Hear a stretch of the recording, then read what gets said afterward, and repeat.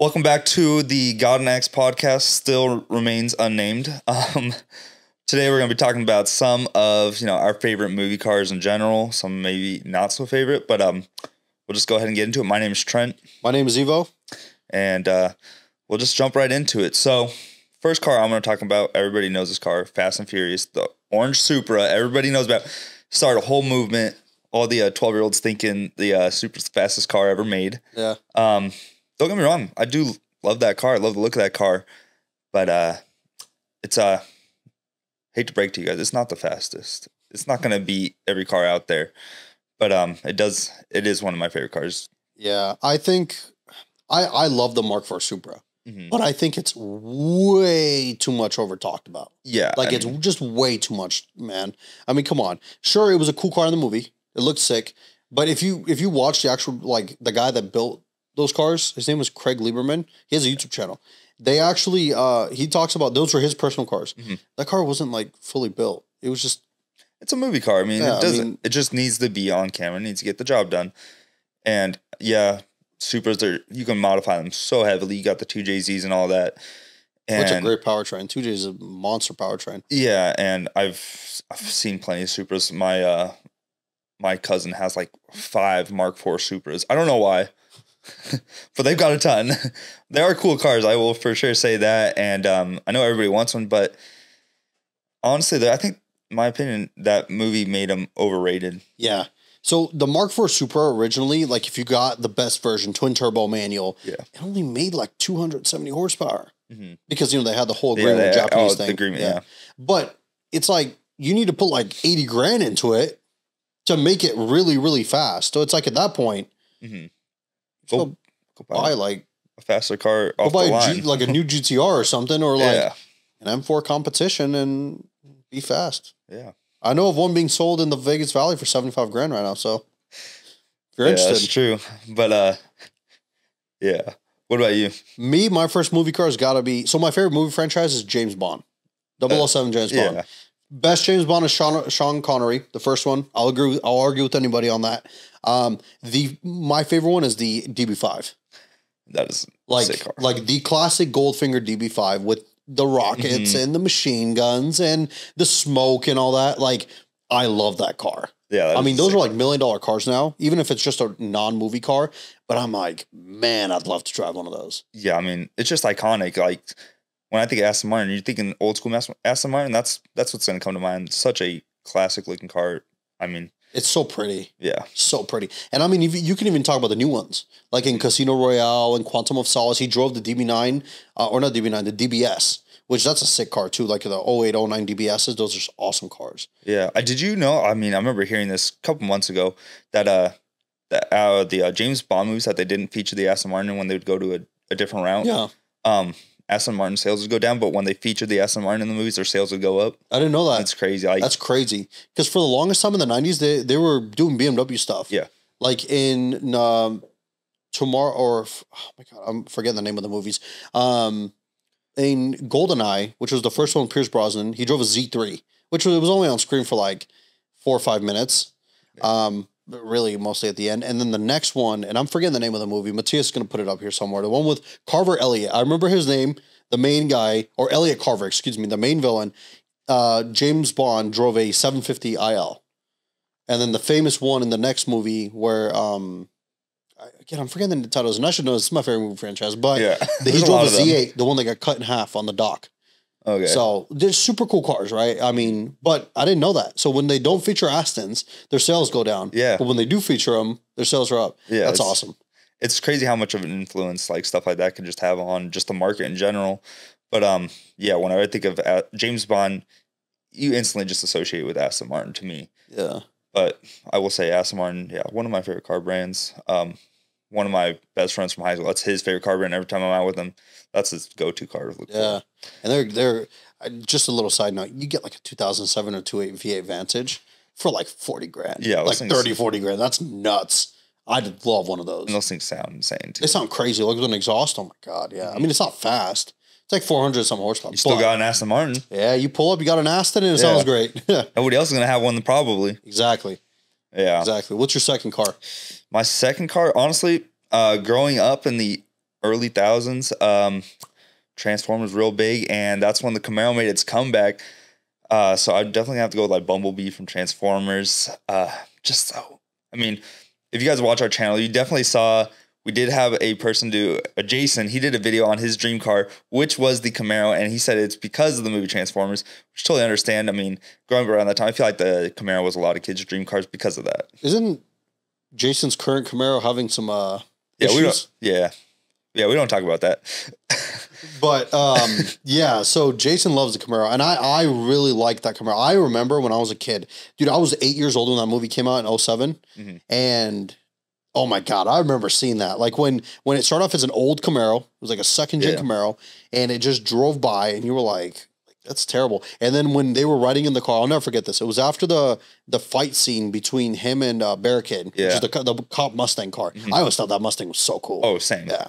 And after the fight scene, they're driving back. It's, Shia LaBeouf and Megan Fox. Yeah, in the tunnel, yeah. Yep. And they're like, this car sucks. And he kicks him out of the car. It comes back as a brand new Camaro. I remember seeing that. I was like, what kind of car is that? Dude, that is a sick car. That was probably like my favorite scene in the movie. It was sick. I mean, I wish my car could just transform into something like that. But I wish my old E55 can transform, but no, it has to stay an old E55. but yeah, I mean, that movie, I mean, I had already liked Camaros before that. I grew up with my dad had a IROC Z from the 80s. Oh yeah. Third gen, sick. Yeah. I mean, 8-track mullet, T-tops, come on. Yeah, I got the mullet. But yeah, that was honestly, I've liked the Camaro ever since then. But when that new Camaro, just the look of that one just looked insane, especially since the generation before was the Catfish. And I'm not a big fan of the Catfish Camaros. Dude, the Catfish Camaros. I mean, they introduced the LS1. Well, the C5 did. They had the LS1, which is a great powertrain. But yeah, I've never been a big fan of the way that they look. Yeah. I think they're a little weird. It's like the Mustangs of that generation too, though. Least favorite, I'd say. Yeah. But yeah, the Bumblebee was my favorite Camaro, and they just kept upgrading him throughout the movie franchise. He's just getting better looking.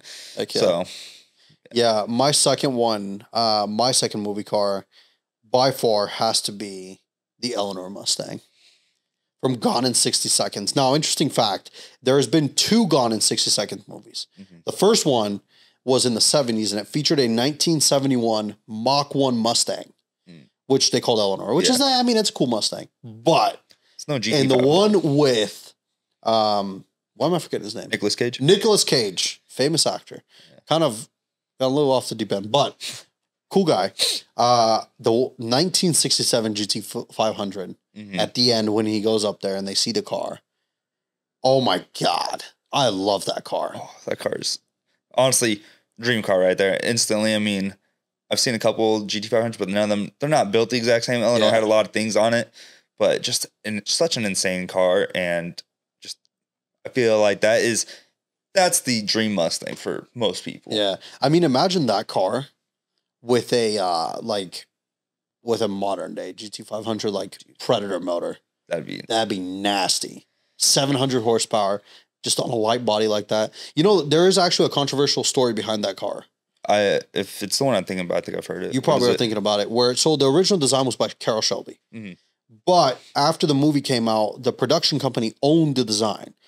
And there was a bunch of people that built Eleanor replica Mustangs, and they would get seized by this person because they'd get sued. Like, you don't have the right to build this car. We own the rights to the body and like that. And there's a famous YouTuber. His name is B is for Build. We saw him at SEMA. I remember seeing him. Remember? We saw him at SEMA. I think he actually had the Eleanor Mustang there, yeah. The first one he tried building, they seized it. Like mid-production, they were like, stop, like here's a cease and desist. We're taking the car, you're done. And they took it. And it's it's the same car. But he just had it on a 2017 Mustang GT platform. So the body was an Eleanor, but yeah. But now Shelby ended up suing the person that owned the production company and won. So now you can build an Eleanor Mustang. Okay. Because I also remember hearing another one where people, if they built a Mustang similar, or they called it Eleanor, they were getting sued for naming it Eleanor. I mean, that's the production company, yeah. The lady that owned it, she made so much money off people doing that. Just suing them for that. But yeah, I mean, it's an interesting thing, I guess you can say, because with that specific car, it also kind of, I guess you can say, started a cultural thing, right? Mm-hmm. I mean, the Mustang has been a popular car, but everybody saw that. And, I mean, the 67, everybody's like, I need that, a 67 GT5. Yeah, now every time I think of the GT500, I'm thinking 67. Yeah. And I mean, I haven't seen very many just GT500s from that generation. So even when I do see just a regular one, it's still one of the coolest cars I think I've seen. For sure. What's your next car? My next car is, to be honest, I'm going to have to go with, There's a lot. yeah, I know. I don't want to be base about, I'm going to do it. The R34 Skyline from Too Fast, Too Furious. That was my dream car growing up. I mean, I'll take that over the Supra anytime. I mean, For sure. Maybe I'm the odd one out because most of my friends would take the Supra. But just the silver and the blue on it, the underglow, everything about that car. It's so 2000s. Yeah. Like, it's literally a product of its era. Like, underglow is coming back now, but for the longest time, if you had underglow, you were a ricer, you were like shunned and all that, but now it's coming back. Yeah, I mean, the car was only in the movie for the intro scene, basically. Until I got seized. Yeah. And I just instantly fell in love with that car. Anytime I play Forza or Gran Turismo, I mean, I'm getting the R34 first. That's like my first car I buy. And it was such a big competition between that and the Supra back in the day too, with the RB26 and the 2JZ. I mean, very different engines, but they're both very super powerful, and they also fell into that same contract, the agreement and everything like that. Yeah. That is insane. That car specifically is nuts. Mm-hmm. I mean, that R34 probably sparked another thing. Dude, now when they become legal, which they're coming legal this year. I've seen a few out here. I'm like, I don't know how they are. But it's weird. They're under a weird law. Yeah. But now with 99 turning 25 this year, the first production year of the R34, you can import them now. It's gonna be so expensive. Well, they are. Like, people now, I've heard that to buy one of them in Japan, it's like people are asking like 250, 300 grand. Yeah, I mean, I'm not paying 300 grand for a 90s Nissan. 10 years ago, that's or 20 years ago, that's just regular traffic. I don't know. Like, I'm like, dude, I'm not paying $250,000 for a Nissan from the 90s. Yeah. I don't care how cool it is. I'm not doing that. Mm-hmm. For that kind of money, I could go buy myself a McLaren, which is much faster than that car. Probably a better build quality, maybe not as reliable, but yeah, that's true. Or I could get myself a GT3 RS or any other. You can Lambo. buy yourself a whole multitude of cars. Yeah, there's a whole multitude of cars you could buy for that much. And sure, I mean, it's an R34 everywhere you go to it, any car show you go to it, people are gonna be staring at it, going crazy. But I mean, yeah, I think the main thing about the hype still is that you just can't get it here. So I think if it was more accessible, kind of like the Supras and stuff, it wouldn't be as hyped up. But it's still a cool car. Yeah. What about you? What's your third car? My third car, this one's gonna be, if you're a movie car buff, you probably know this car. It's the Falcon, the Ford Falcon from Mad Max, from the first movie. And to be very honest here, I didn't watch Mad Max until after I saw Fury Road. I didn't know what Mad Max was before that. Yeah. So I watched Fury Road and I was like, this is cool. So I started Googling and I was like, there was movies in the 80s and 90s. I didn't know that. Mm-hmm. So I watched the first ones. And that car is just nuts because the whole aspect behind Mad Max is that it's this post-apocalyptic world. Like, war is gone, nukes and whatnot. So it's like this is a, like, now it's, people are trying to survive. And gas is like one of the most like sought after things. And having a car is like crazy. Mad Max, he's like a merc, I guess you can say, like a mercenary. He just travels for money, makes money off like doing jobs and whatnot. And it's just nuts, man. I mean, that car specifically is just nuts. You have a supercharged V8. It looks crazy because it's got like a bunch of different body parts on it from different cars because they're just scrapping stuff together. And it's such a sick car. The noise it makes in the movie is crazy. Yeah. I mean, it's flat black, so it looks crazy too. It's like kind of like raked up, like the rear end's raised. I think I've seen. Okay, I've seen it's pictures. Nuts. It looks like an old school drag car. It's super cool. I've always wanted one of those, but the Falcon's an Australia only thing. Yeah, that's true. So you can't buy one here. I mean, you could probably import it now. It's gonna be expensive, just like any other car you're importing. Exactly. But yeah, I love that car. That car is sick. Yeah, it does sound like sick. I mean, I personally haven't seen those movies, so yeah, I might have to go through and watch them then. For sure. Other movie cars, Lightning McQueen. What kind of car is he? Listen, everybody says a Corvette. I've heard Corvette. I've heard Viper. I've heard the FRS, which made no sense. What? Because, yeah, I've heard... The FRS wasn't around when that movie that's came what out. I said. I've heard people say that. I'm like, that car came out like almost like 10 years after Cars came out. And to be fair, it can't be a Viper. Because, okay, Cars is my favorite Pixar franchise.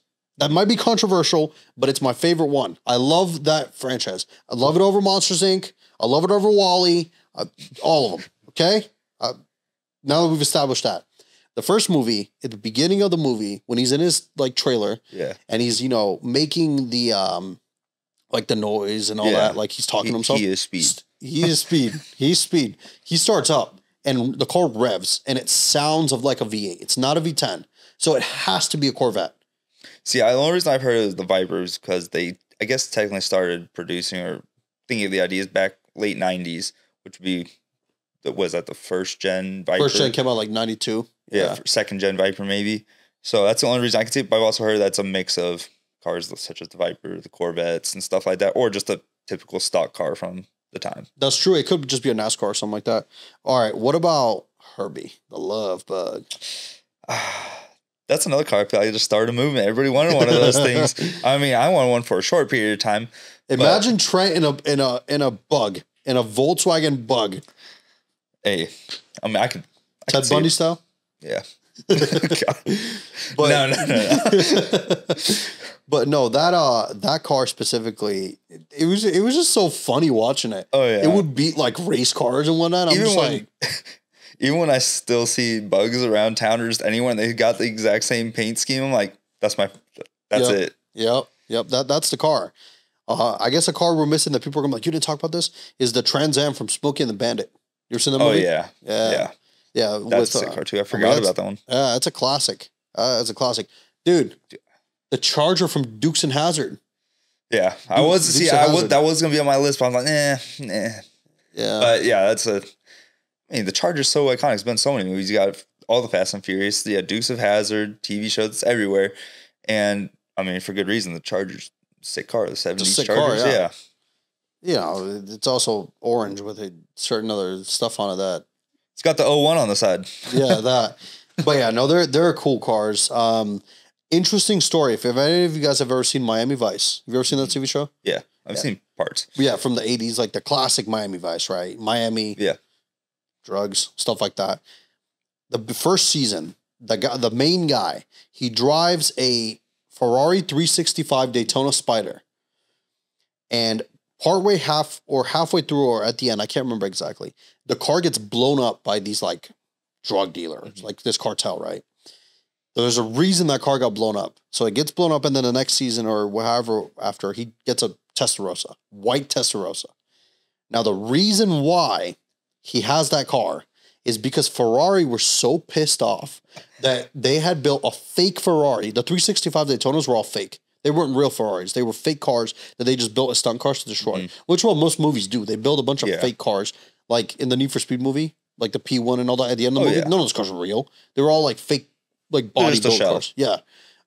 So that specific car, Ferrari was so pissed off and they were just so like distraught that somebody had built fake Ferraris. They paid the production company to destroy them on camera, so destroy the car, and they gave them brand new, I think like 5 Testarossas in white to film with. I mean, first of all, not surprised Ferrari's pissed. When are they not pissed? But this is to Ferrari. If you guys want us to blow up a fake Ferrari, you guys can send us a few. I'm totally down. Just hit me up. Yeah, I will build one in my garage. Yeah. I'll buy like a Corolla and put some Ferrari badges on it. Yeah, I mean, and blow I'm it totally up. down. Yeah. But yeah, I mean, that's just insane. I mean, that's nuts, huh? Yeah. That is a nuts story. And then from that same era, Wolf of Wall Street, the Countach, the one that he destroyed. Oh my God. You know that car just sold? Did it really? It sold for like $2 million. Oh my God. Like the movie car. It sold, I think, at like not Bring It, like one of the big auction houses or something like that. Like Barrett Jackson, maybe. It sold. It's nuts, dude. Yeah. That is a nuts car. I mean, that was one of my favorite scenes from that movie. Yeah, because he does what he does, and then all of a sudden just hits him. He's trying to get home. Thinks he makes it home perfectly safe. At the end, the car's all destroyed and everything. Yeah. And then another car from another movie we have to, or else, same thing, we're going to get the comments, is the DeLorean from Back to the Future. Dude, I forgot about the DeLorean. Yeah. The DeLorean's kind of a weird car. Didn't do too well the didn't sell very actual well, huh? DeLoreans didn't do very well. No. But I know you were just telling me about how they had to heat that speed, and why did they have to hit that speed? So in the movie, if you ever watched Back to the Future, Yeah. Doc says that we have to get this car to 88 miles an hour for it to time travel. Mhm. Well, the reason why is because the car's actual max speed was 88 miles an hour. Yeah. Because it used I think it's a 2.8 liter V6 that was co-developed by Peugeot, Renault, and like one other company. It was just slow, bro. Like it was terrible. Especially if you got the automatic. It had a 3-speed automatic. It was horrible. And wasn't it like super expensive too? Yeah. Like for a slow car. Yeah. It was a crazy looking car, And with the gull-wing doors and all that. Super heavy too. Super heavy. Well, that stainless steel body, kind of like how we talked about the Cybertruck. Yeah. The thing with stainless steel is if you dent it, it's impossible to fix it. Yeah. Like scratches and everything, it's impossible. Mm-hmm. Like you have to use, I think the way to properly clean it is using gasoline. I'm not even joking. Like I wouldn't be acetone or surprised. gasoline, you have to like be very careful not to like oxidize it or whatnot. So like it's a really cool car. It's just the only thing with that car nowadays is, I have the Back to the Future car. Yeah. Like that's what that car is known for. Nobody I mean, really even goes. then, you don't even see them on the streets. No. The one thing they did have cool was they made a fully gold one. Did they really? I didn't know that. I think it's at what's the museum in LA? The Peterson Museum? Yeah, I think it's there. I think they have one there. That's kind of cool, but a little unnecessary. Yeah. But hey, DeLorean's making a comeback though. I heard. Yeah. I heard they are. I heard that they're making a comeback. Man, that's so crazy. Some other cool, famous cars that are kind of unknown. You ever seen the Transporter movies? Yeah. With the Audi? The A8? Don't really remember it that much. Yeah. It's just a regular traffic car. Nothing crazy. I say we're going back to the James Bond. The villains' cars were always the Jaguars. Yeah. There's the one that never did come. They never actually produced it. It was a concept. Yes, I know exactly what you're talking about. Dude, funny enough, you mentioned that. I just watched a video the other day. The startup? From Shmee 150. He made a video where there's one car out there, that production Jaguar that was for the movie. Yeah. Somebody actually road legaled it. So the car runs and drives. And they did a whole video. He did a whole video with it. Have you heard the startup of that car? What it's supposed to sound like? It's supposed to sound like an actual Jaguar growl. Oh, really? Like when they started up. That's crazy. Yeah, it's pretty insane. Because I know they used the 5-liter V8. Mm-hmm. The whole story behind that car is interesting too. That was supposed to be like Jaguar's Halo car. They introduced it in the 2010 Geneva Auto Show. And it was supposed to be a 1.6 liter supercharged, turbocharged 4-cylinder that made like some crazy power. And it had 2 electric motors. So it was a hybrid powertrain. Yeah. It was supposed to be like the P1 LaFerrari 918 thing before they came out. But just with how the recession and everything, Jaguar just didn't put it into production. I mean, it would have been sick that it's such a cool looking car in my opinion. Yeah. But yeah, I mean, there's so many movie cars out there though too that we could be talking about. Bond's driven a lot of cool cars. I mean, the Astons are most famous. He's driven a Lotus Esprit that he went underwater with